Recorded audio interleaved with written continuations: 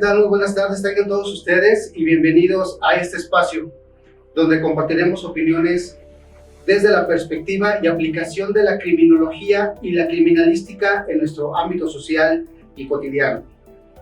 Este foro forma parte del programa de actividades que hemos preparado para ustedes en el marco de nuestra Expo CLEU Campus León 2021.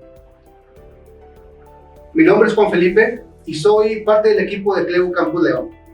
El día de hoy tenemos el gusto de contar con líderes de opinión en la materia, expertos en sus ámbitos profesionales que viven y sienten las ciencias forenses y que a continuación tengo el gusto de presentar. En primer lugar, agradecemos al maestro Martín Alonso Castañeda Lerma. Él es licenciado en Criminología por parte de la Universidad Autónoma de Nuevo León y cuenta además con una maestría en Ciencias Forenses por parte de la Universidad de La Salle Bajío.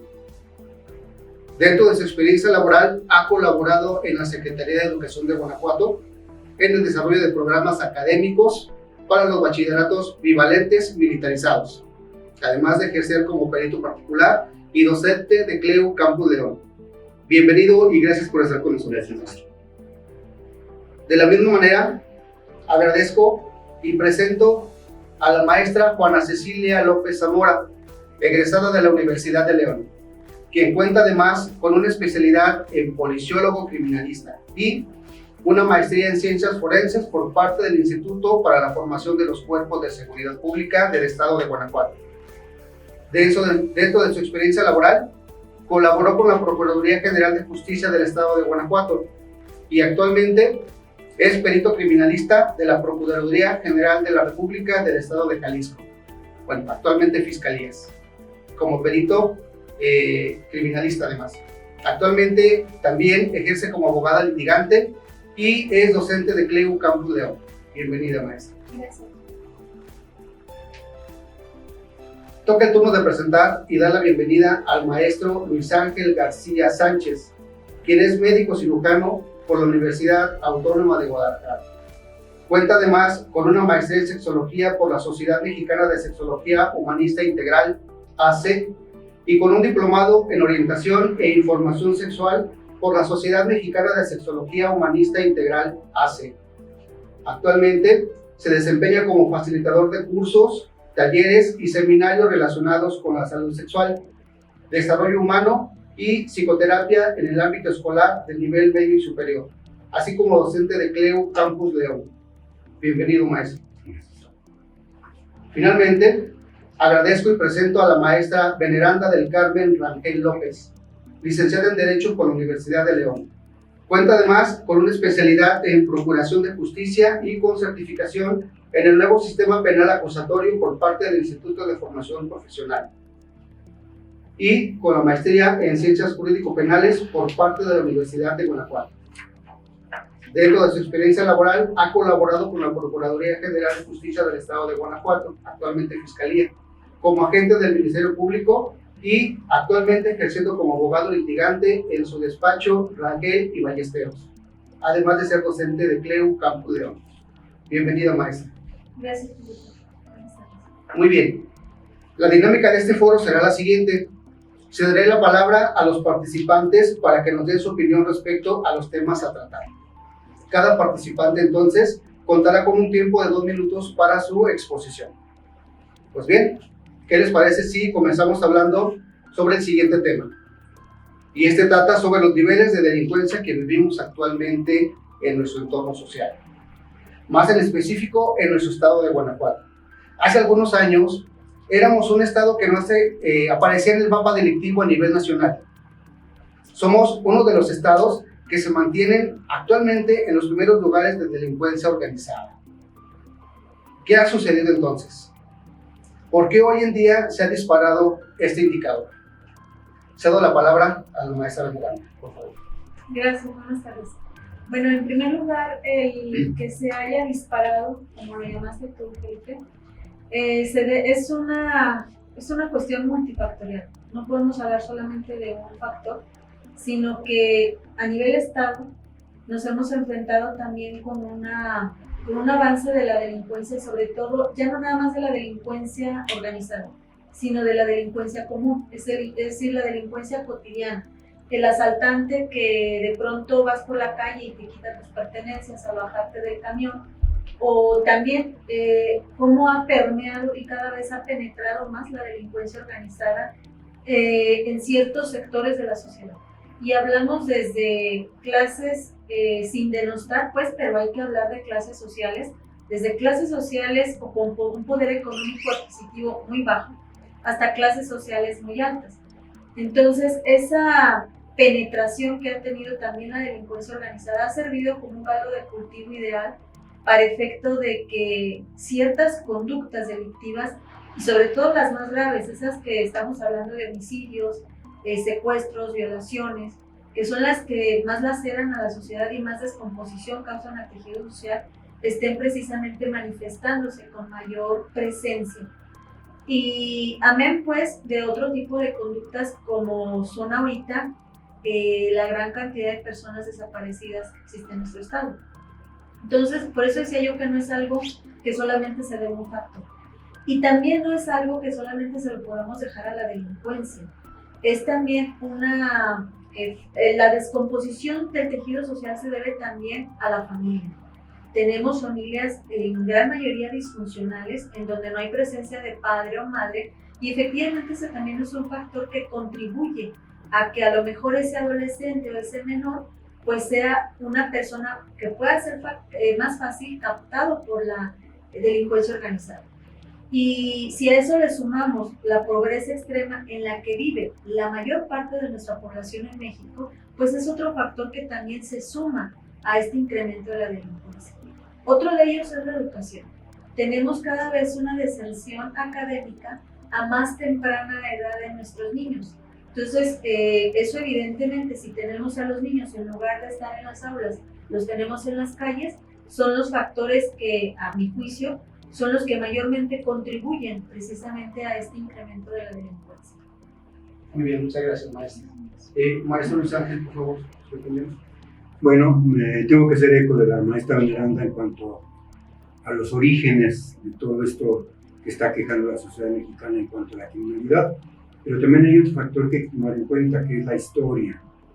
Esto no se ha incubado en 2 años, en 3 meses, o echar la culpa a 1 o 2 gobiernos.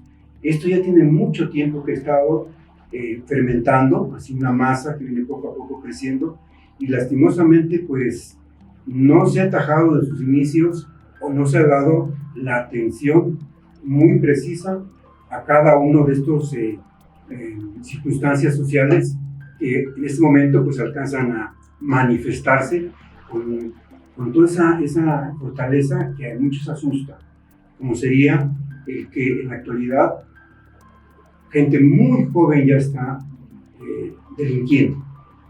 Pero hay que tomar también en cuenta eso, qué es lo que no se ha hecho, y pues no sería yo muy aventurado decir que no va ni 6 años, ni 12, ni 18, sino más de 50 años, donde poco a poco, porque los cambios sociales no se dan en 3 años o en 4, son generacionales. Por lo tanto, me parece que en sociedad en general, todos tenemos que tomar la parte que nos corresponde y decir, esto es de mi responsabilidad y esto no, porque hay cosas que no todos somos responsables de todo. Hay personas que tienen que responder porque a ellas les corresponde. Y no, cuando se dice, es que es un crimen de Estado, no, pues ahí están todos. En el Estado está la población, está el territorio, autoridades. Pienso yo que siempre hay que focalizar.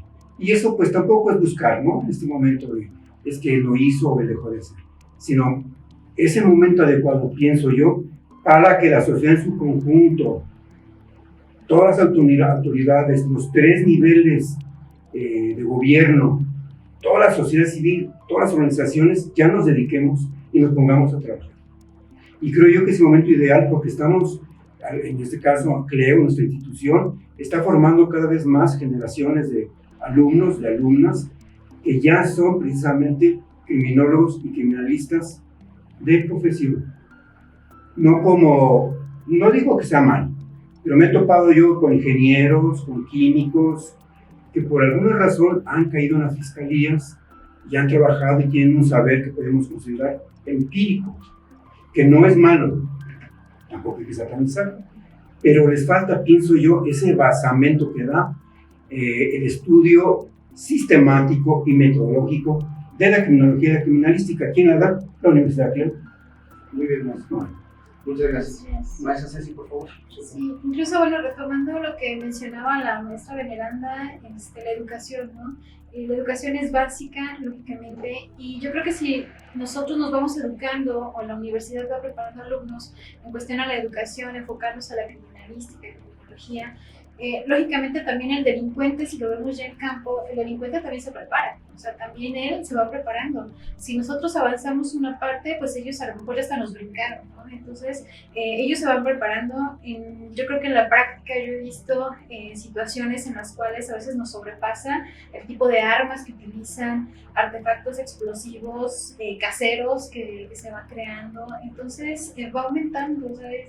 Realmente debemos de seguir a la vanguardia, estarnos preparando todavía mucho más, porque efectivamente, o sea, como dice el doctor, viene no de ahorita, o sea, es carrera, o sea, ya tiene muchísimo tiempo, y va avanzando. O sea, así como avanza la tecnología, nosotros como profesionistas y los chicos que se van preparando como profesionistas, pues deben de tener muy clara esa meta, ¿no? Que así como nosotros avanzamos, ellos lo van a hacer, y eso hasta parece como una competencia.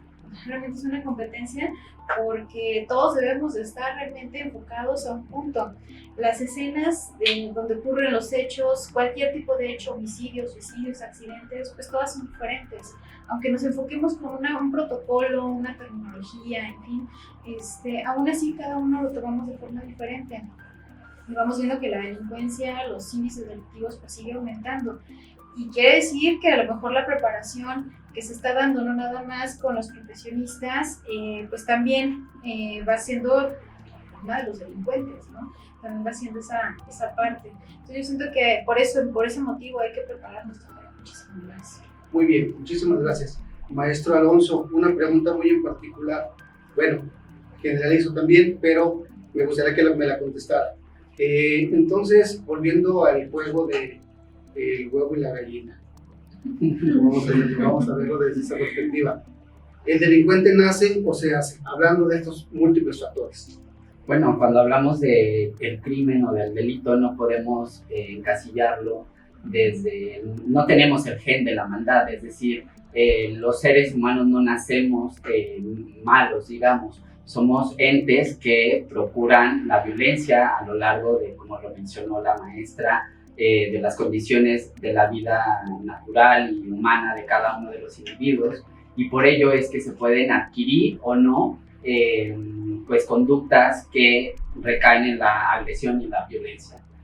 Sin embargo, sí podemos identificar que hay patologías que hacen más predisponente a una persona a cometer una conducta antisocial. Si a eso le sumamos que las personas viven en hogares o en tejidos sociales que son violentos, pues entonces tenemos un terreno muy fértil para que la violencia se manifieste y entonces para que la actividad o la carrera criminal comience. La violencia es algo que se aprende y es algo que, como lo menciona la maestra Ceci, se moderniza. Y es muy curioso ver que en la actualidad nos han sobrepasado incluso en número, en armas, en tecnología, en preparación, el crimen organizado, por ejemplo. Entonces la respuesta es ¿cómo vamos a hacer frente a eso? Y yo creo que la respuesta también la podemos encontrar en este tipo de instituciones, en instituciones que estén encargadas de comprometerse con la calidad de sus estudiantes, de sus educandos, para poder proporcionar herramientas necesarias y suficientes, Jorge, para que salgan allá afuera a combatir esos índices de criminalidad. Actualmente Guanajuato ocupa 3 lugares el ranking que hubo en el 2018 de las ciudades más violentas del mundo. Y es preocupante esto porque hemos normalizado la violencia. Y para nosotros decir que somos el tercer lugar en algo no significa absolutamente nada. Y debería porque hemos normalizado que allá afuera haya muertos, haya feminicidios, haya secuestros, haya extorsión, haya robo. Y entonces, ¿qué estamos haciendo? Pues ahí la importancia de este tipo de espacios que nos brindan la oportunidad para poder decirle a los jóvenes que sí hay una oportunidad y sí hay una ventana para poder bajar esos índices de criminalidad. Muy bien, muchas gracias. ¿Desean aportar algo más? Bueno, sí, yo tengo una cosa. Maestro, sí. Es dejar de lado pensar que nada más las autoridades son las únicas que tienen que hacer la chamba. Yo pienso que son las autoridades, pero también otros actores por ahí están, que es también la sociedad civil y las universidades en general, porque están educando. Porque no nos podemos recargar nada más en la autoridad. Tiene una competencia, sí, pero también es, como decían los demás compañeros, ¿qué está haciendo la familia? La familia, pienso yo, que debe ser redimensionada, porque todos los que son los guiones, padre, madre, hijos, parientes, ya son confusos. Las líneas de autoridad, en qué momento, porque, híjole, aquí se mete algo que a mí en particular me hace mucho ruido desde el punto de vista de la psicoterapia. Cuando empiecen, no le digas nada al niño porque le puede pasar algo, no llame la atención. Yo no digo que sean golpes, violencia, encadenarlos, nada por el estilo, pero pienso que la familia debe ser redimensionada y qué es lo que nos toca hacer. Creo que por ahí podemos comenzar a hacerlo. Perfecto, muchas gracias, maestro. Maestra Veneranda, en este punto que trata el maestro Luis Ángel, mi siguiente pregunta, ¿usted considera o a qué edad usted considera que inician las actividades delictivas y a qué se debe? Bueno, yo creo que en la actualidad, voy a retomar un poco de lo que decía el maestro Castañeda, en la actualidad hemos normalizado la violencia y yo creo que por ahí es donde creo que como sociedad estamos mal, porque ya lo decía yo en mi primera intervención, hemos visto como normal, mejor dicho, cada vez más niños están incrementando o están engrosando las filas de la delincuencia.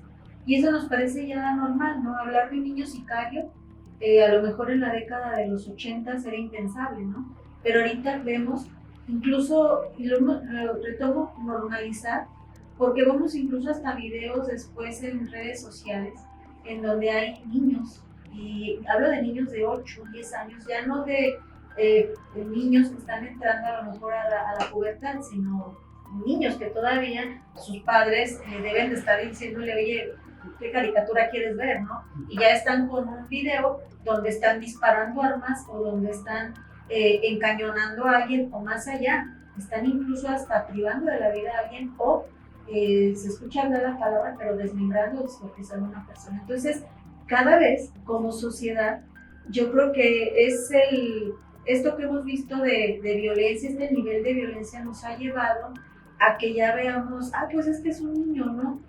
Y retomando también lo que decía el doctor, estamos viendo que ya no podemos decirle al niño, oye, no reprenderlo, sino en esa tarea que tenemos como adultos de educarlos.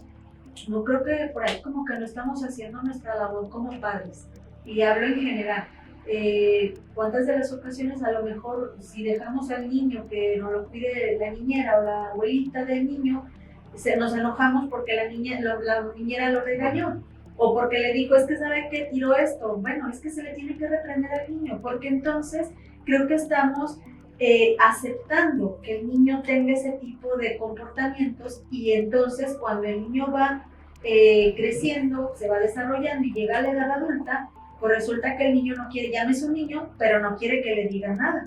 Entonces ese es el problema. Como decía el doctor, hay que enfrentar nuestro papel también como familia, porque ya no podemos esperar en esta sociedad tan globalizada, no podemos esperar que la autoridad haga todo. Entonces, ¿a qué edad empieza una persona a delinquir? En la actualidad es todavía muchísimo más ver niños involucrados en delitos y en delitos graves. Y eso es algo bien serio, ¿no? Muy bien, segundo la palabra del maestro Alonso Sí. y regresamos con la maestra Cecilia. Gracias, Jorge. Retomando lo que comenta la maestra, es muy importante que hablemos del tema del sicariato. El crimen organizado se ha modernizado tanto y ha evolucionado tanto que ellos empezaron a dar cuenta que si mandaban a las calles a jóvenes que no alcanzaban la penalidad, entonces iban a reformatorios, iban a instituciones donde les daban talleres donde les daban algún tipo de capacitación para que se pudieran desempeñar en el trabajo, en la vida cotidiana. Y entonces yo creo que estamos hablando de un factor cultural. Los medios de comunicación juegan un papel sumamente importante porque están, siento yo, mandando el mensaje equivocado.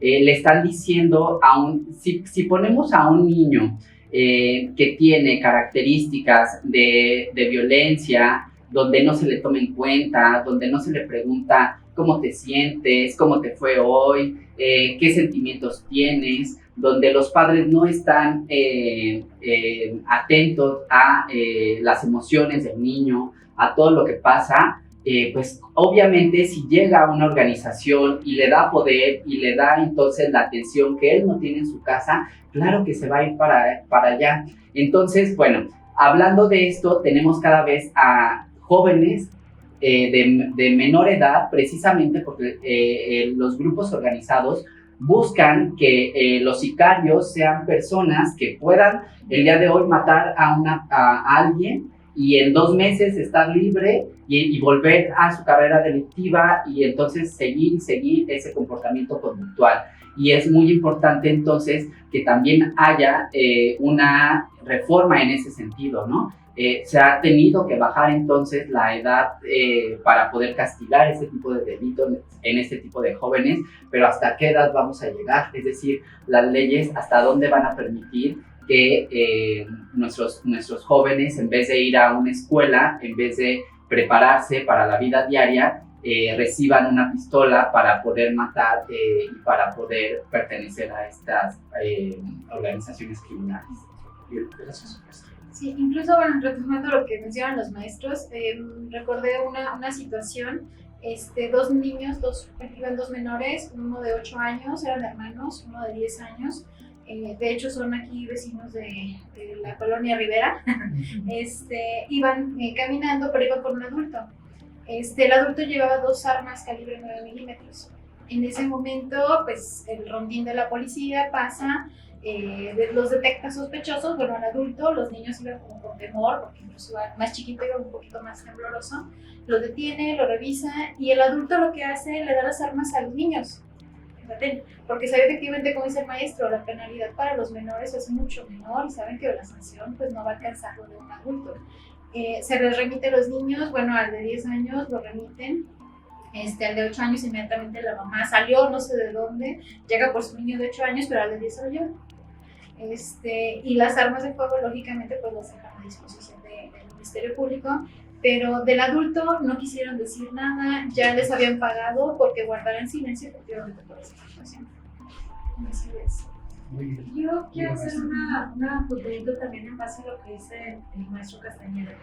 Hay una circunstancia efectivamente de la ley, tenemos una edad penal la ley de justicia para adolescentes contempla que los menores de 14 años no pueden ingresar a un cerezo, a un ceprerezo. Entonces tú dices, ok, ahí tenemos esa atadura en la ley. Pero luego también dices, entonces, ¿cómo le vas a hacer como autoridad? ¿Y cómo le haces como sociedad? ¿No? Porque la edad no la podemos cambiar, lamentablemente o afortunadamente, porque tiene sus ventajas y sus desventajas. Formamos parte de la Convención Internacional de Niños, Niñas y Adolescentes, y de ahí viene el que nuestra edad penal se cambiará. Yo recuerdo cuando nuestra edad penal en Guanajuato estaba en los 16 años, y que de hecho recuerdo casos emblemáticos, el asesinato de un magistrado de aquí del Poder Judicial del Estado de Guanajuato, y una niña jovencita que salió también de Irapuato porque mató a sus abuelos. Y tuvieron que salir por esta modificación en la ley. Entonces, no podemos cambiar la edad, por eso reitero yo que creo yo, sí debemos, antes de firmar tratados sin ton ni son, como lo hace en muchas ocasiones nuestro Estado mexicano, deben de ponerse a pensar un poco más el problema que tenemos en sociedad, no cómo le va a Estados Unidos, cómo enfrenta Gran Bretaña su problema, cómo lo enfrenta México. Porque a lo mejor para Gran Bretaña, para Alemania le conviene una edad en 16 años, pero para México probablemente no, porque tenemos, reitero, niños cometiendo delitos que propiamente los cometería un adulto, no ya en toda la extensión de la palabra. Entonces, ese yo creo que es una... Bueno, tomando esa parte, efectivamente, no, yo creo que aquí es donde se vuelve redundante. La autoridad dice, como es menor de tal edad, pues no lo puedo dejar detenido, pero pues ten papá, encárgate, y que es el papá, pues otra vez retoma, ¿no? Entonces sigue continuando pues lo mismo, o sea, realmente se vuelve a dar esa parte igualitaria, ¿no? Muy bien, pues es todo un tema, ¿no? Es todo un tema que necesita de mucho tiempo. Sí. Vamos a pasar a otro tema. Bien, a toda nuestra audiencia también les recuerdo que pueden estar interactuando con nosotros, háganos sus preguntas y en la medida de lo posible les iremos dando respuesta, ¿va? Muy bien, entonces continuamos. De acuerdo con las denuncias que recibieron las fiscalías de justicia del país, mismas que fueron entregadas al secretario ejecutivo del Sistema Nacional de Seguridad Pública, en marzo pasado de este año se registraron 267 casos de homicidios dolosos. De enero a marzo, también de este año, 745 mujeres han sido asesinadas en territorio nacional, siendo Baja California, Chihuahua, Guanajuato, Estado de México, Michoacán, Jalisco, Guerrero y Veracruz, donde se han perpetrado el mayor número de crímenes de esta índole. Considerando lo dicho anteriormente, yo les pregunto, en relación a la delincuencia y tomando en consideración el índice de homicidios que se suscitan en el Estado, ¿en qué hechos delictivos donde la víctima es una mujer, ustedes como expertos, qué opinan? ¿Qué factores se toman en cuenta para ser considerados como feminicidio u homicidio? Maestra Ceci, por favor. Sí, bueno, en la actualidad se debe de seguir un protocolo de actuación, tratándose específicamente en el caso de que sean mujeres, debe seguirse un protocolo específico, precisamente para darle un trato, ¿no?, digno a la víctima. En este caso, cualquier tipo de homicidio se sigue ese tipo de protocolo para poder salvaguardar precisamente todos los indicios, algo que nos pueda conducir a una evidencia clara, fehaciente, pues para poder determinar realmente cómo fue la situación. En su momento, poder realizar una reconstrucción o dinámica de hechos, dependiendo de aquello que encontremos, y en su momento poder aportarle toda la evidencia necesaria a la autoridad, en este caso el Ministerio Público, pues para que ellos en su momento puedan empezar a hacer toda la investigación en conjunto con Policía Ministerial, pues para que pueda llegar con la identidad del probable o probables responsables, y en su momento poder sancionar esta conducta. Y si estos protocolos en algún momento no se llevan a cabo de manera adecuada y se rompen en algunas ocasiones las cadenas de custodia, bueno, existe la homologación de protocolos de cadenas de custodia, sin embargo eso no exime que si ya se cometió un error, bueno, no se pueda continuar con el mismo. Entonces es muy importante pues toda la búsqueda de esos indicios, el correcto levantamiento, el embalaje, el etiquetado y la cadena de custodia hasta que llegue al personal adecuado que va a continuar, bueno, con la investigación. Y en su momento pues dar una respuesta, ¿no? Porque yo creo que eso es el sentir ahorita de todo nuestro país, que se da un feminicidio, se da una situación de esta índole, y pues todos queremos respuestas, porque puede ser algún familiar, puede ser nuestra madre, nuestra hermana, nuestra tía, la hermana de nuestro amigo, en fin, y todos queremos una respuesta al final. Y si uno va trabajando, el perito va trabajando en el lugar de la manera adecuada, pues va a lograr muchísimo más, ¿no? Va a dar un gran avance dentro de la investigación. Bien, muchas gracias. Maestro Alonso. Sí, bueno, como lo comenta la maestra Ceci, es muy importante que sepamos de la existencia de protocolos vigentes y que son obligatorios para las investigaciones con relación o que se presume que tienen relación a ser feminicidios. Hay algo muy importante que tenemos que tomar en cuenta. ¿Qué elementos se toman como indicios asociativos en un lugar de intervención para poder determinar si es un homicidio, si es un suicidio, si es un feminicidio? Cuando hablamos del feminicidio, estamos hablando de la muerte violenta de una mujer por razones de género.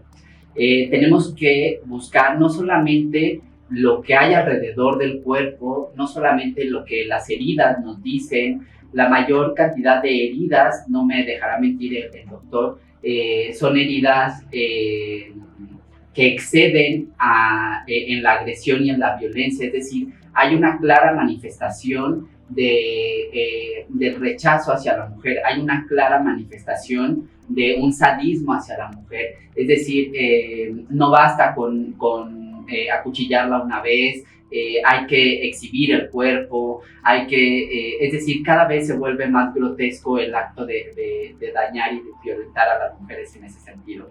Por ello, también es muy importante no solamente abocarnos, como lo dice el protocolo latinoamericano para investigar muertes violentas por razones de género, no solamente abocarnos a los indicios, sino a todo lo que hay alrededor de la violencia económica, por ejemplo, la violencia física, la violencia sexual, si hubo antecedentes de denuncias de violencia, si es pareja, si es su novio, si es su esposo, si es su amante. Es decir, tenemos que empezar a ver la investigación pericial con muchas líneas de investigación, abrir muchas líneas de investigación y no solamente limitarnos en lo que encontramos en el lugar de hechos y tomar en cuenta que es un homicidio más, cuando en realidad tendríamos que identificar todos los factores causales que llevaron a que esa persona perdiera la vida y como tal tipificarla como feminicidio. Muchas gracias. Maestra Veneranda, por favor. Bueno, muy atinadamente lo ha dicho el maestro Castañeda y la maestra Cecilia respecto de los aspectos criminológicos y criminalística, en donde interviene la criminalística. Yo me enfocaré un poquito más al área legal, que es pues la especialidad mía, ¿no? Y que incluso a los jóvenes que les interesa adentrarse en este mundo de las ciencias forenses, pues van a aprender a distinguir con el estudio de una licenciatura en criminología y criminalística qué es un feminicidio y qué es un homicidio. No todas las muertes que ocurren de mujeres, y hay que aclararlo, son feminicidios. El artículo 153 del Código Penal para el Estado de Guanajuato nos dice muy claramente que la muerte de una mujer, la privación de la vida de una mujer, es feminicidio cuando ocurre por razones de género. Es decir, cuando a esa mujer se le priva de la vida por ese hecho, por ser mujer.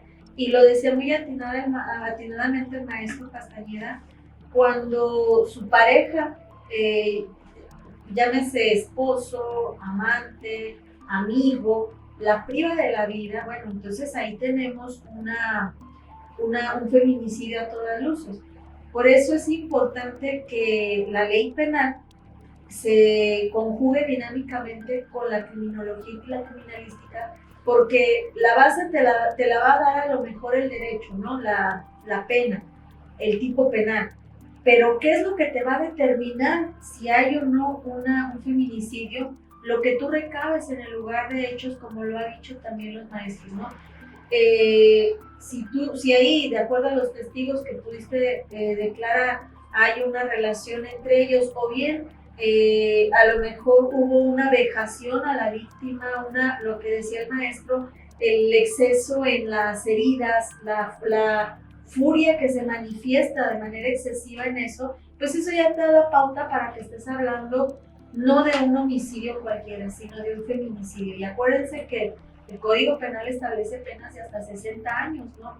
Para ese tipo de delitos. Entonces, sí es importante hacer una clasificación en donde estas tres áreas de la ciencia se conjuguen para poder, porque bueno, a final de cuentas estás procesando a una persona es la que va a responder por ese ilícito y hay una diferencia nada menos que de 30 años, ¿no? Entonces, sí es importante saber, a ver, ¿fue homicidio o fue feminicidio? Entonces, yo creo que aquí el papel que juegan la criminología y la criminalística es determinante para saber, para poder determinar estos aspectos que le dan el toque final, vamos, el punto fino del derecho penal es precisamente esto, ¿no? Muy bien, muchas gracias. Me permite un poquito, maestro Luis Ángel, vamos a hacer la palabra al maestro Alonso. Sí, yo solamente quisiera puntualizar en algo que también es de suma importancia en el momento de hacer las investigaciones. Muchas ocasiones pareciera que la muerte de las mujeres como hablamos de esta ola de criminalidad por parte del crimen organizado, entonces pensamos que dejan de ser feminicidios porque le corresponden, entonces se los echamos al crimen organizado. Esa es una cosa que tenemos que tomar en cuenta, que no todas las muertes de mujeres pues derivan de las organizaciones criminales de este tipo. Y también algo muy importante, que hay una escenificación, y cada vez encontramos más una escenificación en cuanto a que intentan hacer pasar los homicidios por suicidios, y entonces resulta que los peritos llegan a los lugares de intervención y entonces ven a la víctima suspendida, ven el agente con el que se suspendió y dictaminan, y toda la investigación se basa en que es un suicidio. Por ello es que resulta de vital importancia que podamos adiestrar a nuestros alumnos a poder identificar esas pequeñas características que nadie ve, esos pequeños indicios que vamos a encontrar en la víctima, en el lugar, en la posición entre la víctima, el victimario, la posición de la víctima con respecto al lugar, y eso solo lo vamos a lograr si podemos capacitar a nuestros alumnos en este tipo de instituciones, si podemos tener este tipo de escenarios para donde puedan practicar, donde se puedan profesionalizar, para que cuando acudan allá afuera y se encuentren con un suicidio, pues se hagan una pregunta más, ¿no? ¿Escenificaron este lugar de intervención? ¿Verdaderamente se trata de un suicidio? Que se abran nuevas líneas de investigación, como siempre lo menciono. Muchas gracias. Concluimos con el comentario del maestro Luis Apio, por favor. Disculpen si abuso de mi información como médico, pero pienso que en este momento puede darnos algo de luz. La pregunta es, ¿cuándo una urgencia médica es una urgencia médica? Si no, pues que venga sangrando, que venga inconsciente, en fin, toda una serie de situaciones patológicas. Y la respuesta es más sencilla. Toda petición que se hace como urgencia médica debe de ser atendida como urgencia médica hasta que se demuestre lo contrario. Entonces, aquí va mi postura. Todo homicidio femenino debe de ser atendido como un feminicidio hasta que no se demuestre lo contrario. De entrada, pienso yo que eso evitaría que muchos tengan subterfugios para empezar a fugarse. Y mientras ven si es un homicidio o si fue culposo o doloso, se van como por ahí hay donde en México, ¿no? Una persona que hizo algo con la mujer y no le hicieron caso, le dijeron, ustedes conténtense, y las autoridades no se pusieron pues los cables, y al final de cuentas fue un feminicidio. Entonces pienso yo que todo lo que pasa en la mujer debe ser atendido así, como un feminicidio, hasta que poco a poco criminólogos, criminalistas, forenses y demás peritos converjan y digan, fue un homicidio porque la quisieron robar, nada más. O efectivamente ella se defendió por esas circunstancias o fue un feminicidio. Para evitar que se salgan, ¿no? Que se puedan ir por otro lado. Muy bien, muchas gracias, maestro. Bien, tengo un dato más. Sí, hablemos ahora un poquito más de la violación hacia las mujeres. Los delitos de violación contra mujeres también se dispararon en marzo de este año. Se registraron 2.020 casos, la cifra más alta reportada en un mes en los últimos 6 años. En enero, el número de denuncias fue de 1.270 denuncias y en febrero fue de 1.518, lo que es un total de 4.808 casos. Volviendo con usted, maestro, ahora iniciamos con usted la siguiente pregunta. ¿Cuáles son los factores criminógenos que favorecen los delitos contra la libertad sexual? Bueno, pues ahí sí me parece que tengo algo que aportar. Pienso yo que puede aplicarse a los delitos contra la libertad sexual, pero también con otra clase de delitos. El primero pienso yo que es lo que están pensando los delincuentes. Primero es, tengo muchas oportunidades de quedar impune. Si hago las cosas bien, si la escena la contamino, porque ya han aprendido también a contaminar las escenas. Tengo muchas formas de pasar desapercibido. Es lo primero que piensa el delincuente. El segundo es, haga yo lo que haga mi víctima, eso a mí nunca me lo van a hacer. Jamás. La puedo vejar, la puedo someter a suplicios inimaginables y eso a mí nunca me lo van a hacer. La pena corporal va a ser la prisión y cosas por eso. La tercera es, quedan subterfugios legales. Hay una palabra por ahí que me encanta que es las chicanadas, que abogados muy hábiles enredan e interpretan, se asocian por acá y también se les escapan los delincuentes. Y por último, queda el subterfugio de que me declaren demente, o que le hice un momento de furia porque era el marido que estaba siendo, no sé, deshonrado y le ejecuta. Yo pienso que es lo que motiva mucho el que el delincuente, sobre todo en la parte sexual, siga siendo de las suyas. Muy bien, muchas gracias, maestra más grande, su opinión. Gracias. Yo coincido también con el doctor. Sí hay por ahí también lagunas legales y que efectivamente el delincuente, y lo decía la maestra Ceci, ha aprendido a ir a pasos más agigantados que la ley o que la propia ciencia, ¿no? Pero no nada más es el propio delito de cualquier delito que atenta contra la libertad sexual. Generalmente el delito que atenta contra este tipo de bienes jurídicos viene de la mano con otros tantos. Por ejemplo, pensemos en un matrimonio en donde la mujer es obligada a sostener relaciones. Muy seguramente esa persona, esa mujer, sufre de violencia, ya la vemos, violencia sexual, pero generalmente también viene manejada con otro tipo de violencia, como puede ser la económica, la psicológica, etc. Pensemos en un niño o una niña que también es violentada de manera sexual. Pues también aquí tenemos la intervención, por ejemplo, de la familia.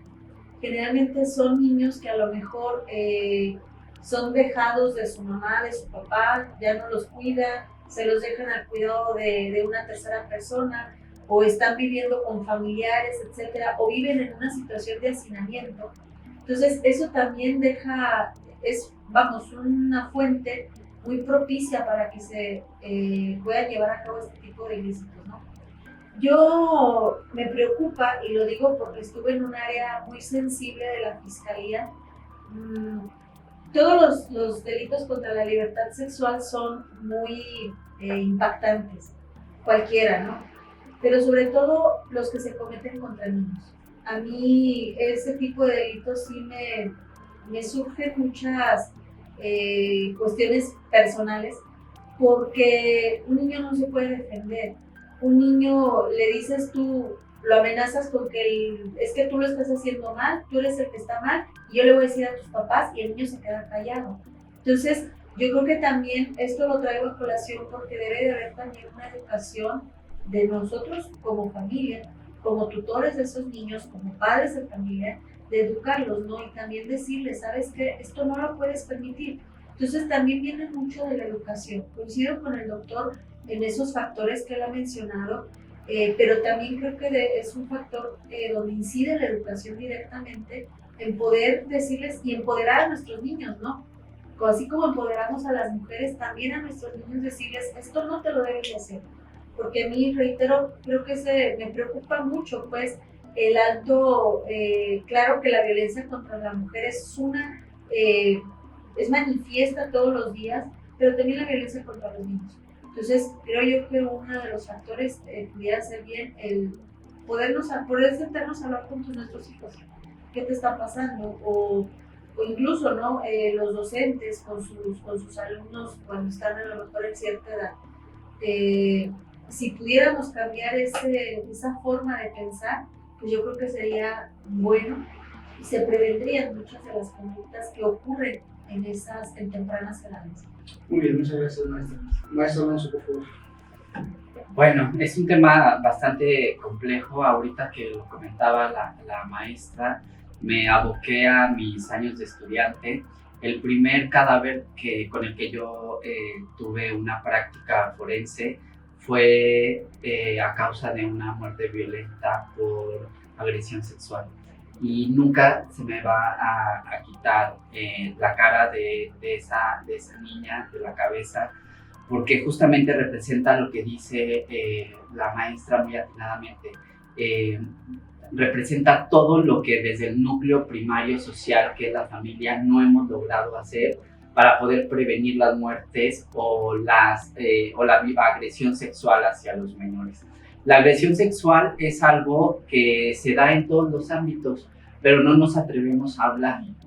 No nos atrevemos a hablarlo porque se estigmatiza, porque se señala, porque hay falsas acusaciones, porque se da dentro del núcleo familiar. Entonces, ¿cómo yo como padre voy a permitir que allá afuera se sepa que en mi casa se permiten este tipo de conductas?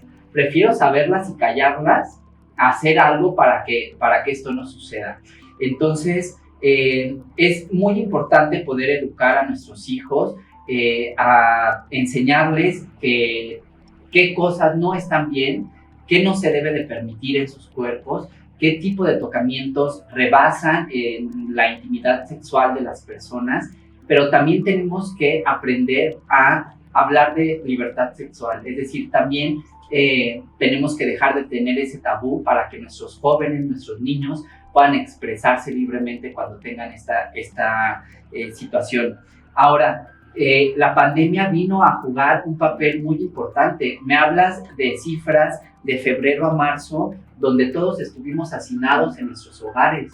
Eso provocó no solamente violencia sexual, provocó violencia física, violencia económica, violencia en muchos aspectos. Y eso hizo que se elevaran, obviamente, nuestros índices de criminalidad en ese sentido. Pero la pregunta aquí es, ¿por qué sucedió esto? Es decir, nuestras familias no estaban preparadas para convivir, no tenemos los elementos necesarios y suficientes para poder expresarnos libremente sin necesidad de que haya violencia dentro de nuestros hogares, y eso, criminológicamente hablando, es algo que tenemos que prevenir. Ahí es donde entra la criminología preventiva para poder enfocarnos en aquellos factores que nos están señalando que hay un foquito rojo de violencia. Yo creo que si nos enfocamos a eso, en algunos años, espero estas cifras puedan disminuir. Muchas gracias. Desafortunadamente se nos está agotando el tiempo. Vamos a pasar al siguiente tema y les voy a pedir que tratemos de sintetizar un poquito nuestras opiniones para poder cerrar con los tiempos. Maestra Ceci, por favor, otra cifra que tengo por aquí a la mano. De acuerdo con la Comisión Nacional de Búsqueda de Personas Desaparecidas, hablando de fosas clandestinas, el 2 de marzo del 2021 había 2.399 personas desaparecidas en Guanajuato, siendo respectivamente Celaya, Irapuato, León, Salamanca y Pénjamo las ciudades con mayor índice de esta índole. Del total, 1.256 fueron desaparecidas recientemente, entre el 1 de diciembre de 2018 y el 1 de marzo de 2021. Ahora, entre enero de 2009 y diciembre de 2020 se han observado 235 fosas clandestinas, de las cuales se han exhumado 434 cuerpos de personas. Esto significa que el 63% de los municipios de Guanajuato tuvieron hallazgos entre los años del 2009 y el 2020. No solo esto, sino que la tendencia de hallazgos se ha mantenido a la alza.